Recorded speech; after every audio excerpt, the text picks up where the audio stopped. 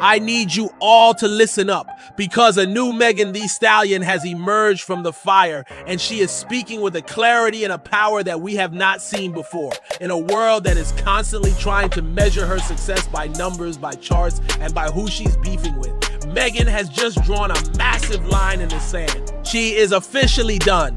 Done with the drama, done with the arguments, and done with what she calls tongue wrestling on Twitter. We are going to break down her powerful new message, talk about the incredible life-saving award she just received for her mental health advocacy, and discuss what this new era of Megan really means.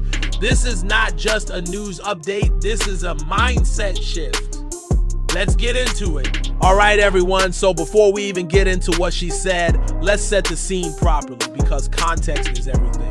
Megan Thee Stallion was a speaker at a benefit brunch hosted by the one and only, the absolute legend, Taraji P. Henson. The event was called I Am the Table, and the name itself tells you everything you need to know. This was a space created to empower, to uplift, and for people, especially Black women, to speak their unfiltered truth without judgment.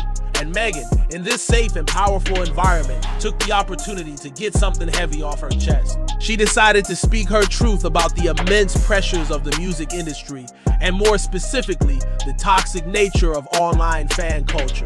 And when I tell you she did not hold back, I mean she let it all out. For years, we have all been spectators, and let's be honest, sometimes participants in the great chart wars online, right? It is a constant, exhausting battle. Which artist debuted at #1? Who has more streams this week? Who sold more pure copies? Whose second week drop was bigger? It's a non-stop competition. And a lot of the time, it feels like the fan bases are even more invested and more aggressive about it than the artists themselves. It's a blood sport, and Megan is standing up and saying she's officially clocking out of that entire conversation. In a clip from the event that has been making the rounds, she got brutally, refreshingly honest about her new perspective. I want to read you her exact words, because you need to feel the powerful, liberated energy behind this. She started by acknowledging the game. She said, "Of course I'm competitive. Of course rap is competitive. And hell yeah, I want to win. I want to be #1 for sure. But that's not why I do it." Okay, right there. She is letting you know she is not naive. She's a rapper. Competition is in the DNA of the entire genre. She wants to be the best. But then she pivots, and this is where she gets to the heart of the matter. She continues, "I felt like at a point to please my fans because I love that my fans are very competitive, but I don't want to be tongue wrestling on Twitter with you motherfuckers about charting." Tongue wrestling on Twitter.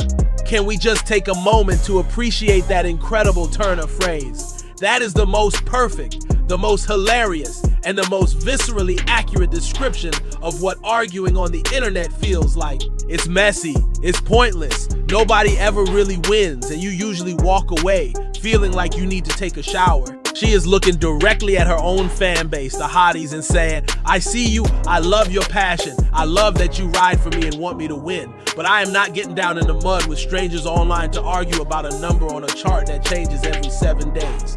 And you know what? Good for her. That is the definition of growth. That is an artist setting a healthy boundary between their art and the toxic game that has been built up around it. But then she gets even deeper. And this is the part that really hit me in the chest because it is so true. She starts to question the very nature of modern standing and what it has become. She looks out at the audience and by extension, everyone online, and she asks a series of questions that are just so profound and so necessary. She says, "And y'all don't even like my music.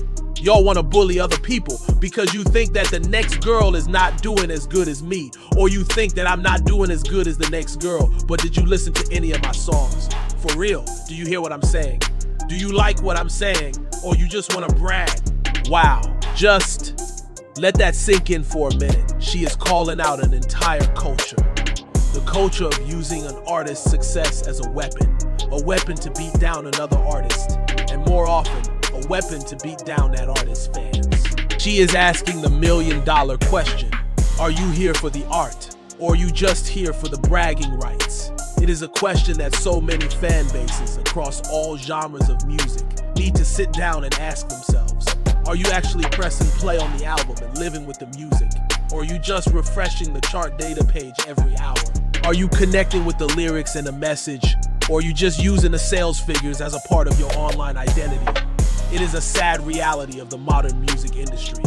And for her to articulate it so perfectly and so fearlessly is just a testament to where her head is at. She's seeing right through all the noise. And this powerful realization has led her to a new place of artistic freedom. She wrapped up her point by saying, "So I felt like, damn, I gotta make music because I gotta be #1. I gotta chart. I gotta do this now." I'm like, you know what? No, I'm gonna drop music when I feel like it. If you rock with me as Megan Thee Stallion, if you a hottie, thank you so much. That right there is a queen who has taken her power back. She is no longer a slave to the algorithm, or the Friday release schedule, or the pressure to constantly be in the who is winning conversation. She is an artist who is going to create on her own terms for the people who are genuinely there to listen. This is the energy we absolutely love to see. Now, you might be thinking, okay, that is a nice speech. That is a great sentiment, but are these just words? Is she just saying this because her last single didn't go #1? And I am so happy to tell you that this new mindset is not just talk. It is translating into real-world action and incredible, meaningful recognition that has nothing to do with a Billboard chart. This brings me to the second, and arguably even more important piece of news about what Megan has been up to. In recognition of World Mental Health Day, the Trevor Project, which is a vital front-line crisis intervention organization for LGBTQ young people, has honored Megan Thee Stallion with their 2025 Mental Health Champion of the Year award. Let's go! This is not a Grammy, this is not a VMA, this is not an MTV award. This is an award that recognizes a person's tangible impact on the well-being and survival of a vulnerable community. This is about saving lives. For anyone who may not be familiar, the Trevor Project is an absolutely essential organization. They provide 24/7 crisis support services through phone, text, and chat. They provide counseling. They have a safe social networking community for LGBTQ youth called Trevor Space. The work they do is literally life. In a world and a country where LGBTQ youth, particularly trans youth, are being targeted by hateful legislation and rhetoric, an organization like the Trevor Project is a lifeline. So for them to look at the entire landscape of celebrities and public figures and choose Megan as their champion, that is a massive, meaningful statement. The CEO of the Trevor Project, James Black, released a statement about why they chose her. And it is so beautiful and so powerful that it might honestly make you tear up. He said, "Stallion is a mental health champion in every sense of the word. Her raw honesty, bold advocacy, and deep love for her community make her an extraordinary role model, particularly for Black LGBTQ youth who face some of the highest rates of discrimination, mental health challenges, and side risk." Let's just pause on that and break it down. He is highlighting her raw honesty. Think about what Megan has been through publicly. She has had her deepest traumas dissected, debated, denied, and turned into cruel jokes and memes. And yet, she has consistently shown up and spoken about her real struggles with grief after losing her mother, with anxiety, and with the critical importance of therapy. She didn't hide her pain, she shared it. And in doing so, she gave millions of people permission to acknowledge their own. She even launched a website called Bad Bee Booches Have Bad Days Too, which is a hub that provides a huge list of mental health resources, from therapy directories to crisis hotlines.